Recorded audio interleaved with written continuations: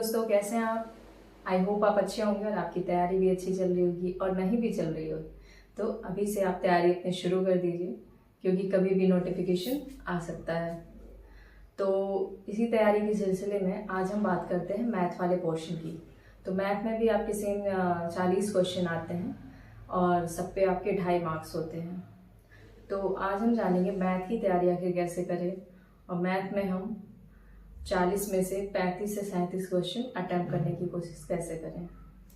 तो सबसे पहले बात कर लेते हैं हम सिलेबस की।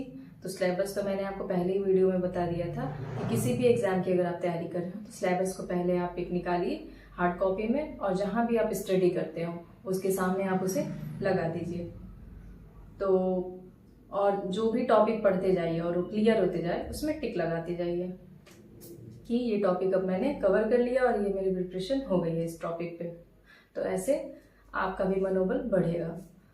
तो बात कर लेते हैं इम्पोर्टेंट जो उसमें टॉपिक है मैथ में।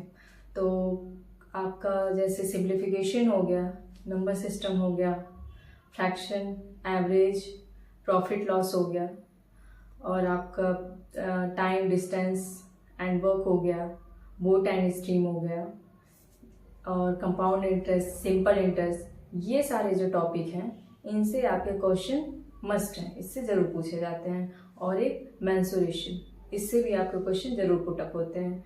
तो इन सारे टॉपिक को बहुत अच्छे से आपको कवर करना है। मैं आपको अभी स्क्रीन पे भी शेयर कर दूंगी, जिससे आपको पता चले कि कौन सा टॉपिक ज़्यादा इम्पोर्टेंट है, उस पर आपको ज़्यादा फोकस करने की ज़रूरत है। तो ये तो बात हो गई किस टॉपिक से कौन सा टॉपिक ज़्यादा इम्पोर्टेंट है, किस पे ध्यान देने की ज़्यादा ज़रूरत है।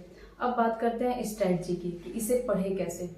तो पढ़ना आपको कैसे है, मैं तो आपको सजेस्ट करूँगी, आप जब पढ़ते हैं या यूट्यूब से पढ़ते हो या फिर आप कहीं ऑफलाइन कोचिंग क्लास जो भी लेते हो वहाँ से अपने खुद के नोट्स बनाइए। आपको जैसे समझ में आता है वैसे उसे नोट करिए। शॉर्ट ट्रिक्स लिखिए। शुरू में आपको शॉर्ट ट्रिक्स अगर नहीं समझ आ रही है तो आप अपने तरीके से जैसे आप समझ रहे हैं वैसे उसे लिखिए, फिर धीरे धीरे शॉर्ट ट्रिक्स पे जाइए और साइड में शॉर्ट ट्रिक्स पे लिख लीजिए। उसके बाद से आप एक टॉपिक उठाइए, उसके सारे जो रूल होते हैं, क्वेश्चन कैसे सॉल्व होगा, पैटर्न क्या है, उस चीज़ को आप नोट कर लीजिए और फिर उसी पे बेस्ड आप प्रैक्टिस सेट को सॉल्व कीजिए। ऐसे ही आपको सारे टॉपिक पे करना है। और जिस टाइप के क्वेश्चन आपके गलत हो रहे हैं, जिस पैटर्न के, उसको अलग से नोट करिए कि मुझे अभी ये नहीं आ रहा है, इस पे फिर ध्यान देने की ज़रूरत है। तो ये हो गई बात। और क्या करना है आपको, प्रीवियस ईयर के जो क्वेश्चन पेपर हैं उसे आपको ज़रूर देखना है। इससे एक आइडिया लगता है कि किस टाइप के क्वेश्चन आते हैं, क्या मैं उससे कर पा रहा हूँ, कितना कर पा रहा हूँ, ये आपको देखना है। तो प्रीवियस ईयर के क्वेश्चन देखिए, यूट्यूब चैनल पे भी पड़े होंगे जो प्रीवियस ईयर के क्वेश्चन होते हैं, उस पर एनालिसिस रहता है, वो आप देख सकते हैं वीडियो। और आपको बात करते हैं किससे पढ़ना है। तो अगर ऑफलाइन आप पढ़ रहे हैं तो आपकी चॉइस है, और ऑनलाइन में मैं सजेस्ट करती हूँ अभिनव सर का मैथ्स है, गगन सर हैं, राकेश यादव सर हैं, इन लोगों की आप मैथ्स के वीडियोस देख सकते हैं। बाकी आप अगर किसी और से भी पढ़ रहे हैं, अगर आपको किसी और का कॉन्सेप्ट समझ आ रहा है तो आप उन्हें भी फॉलो कर सकते हैं। और बात कर लेते हैं बुक्स की। तो मेरे ख्याल से आपको बुक की ज़रूरत ज़्यादा नहीं है, आपको प्रैक्टिस सेट की ज़रूरत है, क्योंकि बुक आपको समझा नहीं पाएगा कि उसको सॉल्व कैसे करना है। आप किसी टीचर से समझिए पहले उस कॉन्सेप्ट को, फिर बुक से आप क्वेश्चन सॉल्व करने के लिए बुक को यूज करिए। क्योंकि बुक में वो जो है आजकल जो एग्जाम हो रहे हैं ऑनलाइन मोड में हो रहे हैं, और उसके लिए आपको बहुत शॉर्ट ट्रिक से और बहुत कम टाइम में क्वेश्चन सॉल्व करने की ज़रूरत पड़ेगी।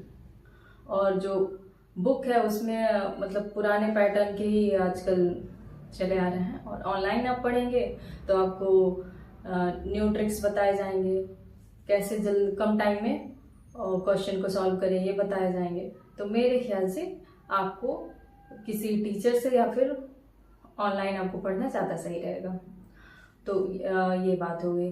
और प्रैक्टिस आप अगर सेट सॉल्व कर रहे हैं तो उसके लिए आप क्या करिए, टाइमर लगा के कीजिए। और आपको 1 से 50 तक के स्क्वायर, 1 से 30 तक क्यूब और 1 से 25 तक के टेबल बिल्कुल फिंगर टिप पे याद रखना चाहिए, क्योंकि यही जो है जो आपका एग्जाम हॉल में टाइम को बचाता है। और क्या करना है, आपको कैलकुलेशन पे ज़्यादा ध्यान देना है।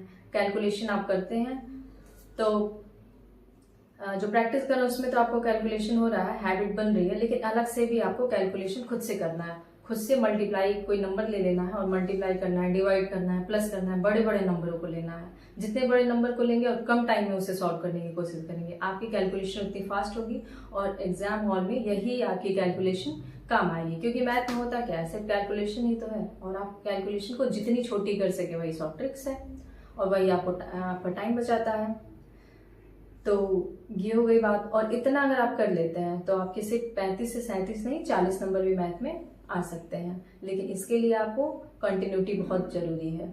मैथ ऐसा सब्जेक्ट है जो आपसे प्रैक्टिस की उम्मीद रखता है। ये ऐसा नहीं है, कोई रटने वाला सब्जेक्ट नहीं है। मैथ का रूल पढ़ लिया, बस पढ़े हैं, अब आपको अभी लग रहा है कि मुझे तो ये रूल याद हो गया है और मैं इस पे कर ले जाऊंगा, लेकिन वही 2-3 महीने बाद आप एग्जाम हॉल में जाते हैं तो पता चला वो भूल गया, फॉर्मूला भूल गया, शॉर्ट ट्रिक्स भूल गया। तो इसके लिए क्या है, प्रैक्टिस, और डेली बाय डेली आपको प्रैक्टिस करनी है मैथ में, सिर्फ से रट के छोड़ना नहीं है। तो आई होप अगर आप इतना कर लेते हैं, क्या कॉन्सेप्ट समझिए, फिर प्रैक्टिस सेट सॉल्व करिए, इतना अगर आप कर लेते हैं कंटिन्यूटी के साथ, तो आई होप आपका सिलेक्शन पक्का है। तो ठीक है, मिलते हैं फिर अगले वीडियो में। और अगली वीडियो हमारी होगी ऐसे ही एक रीजनिंग का जो क्वेश्चन बचा हुआ है उसके बारे में बताऊंगी। ठीक है, फिर जय हिंद दोस्तों।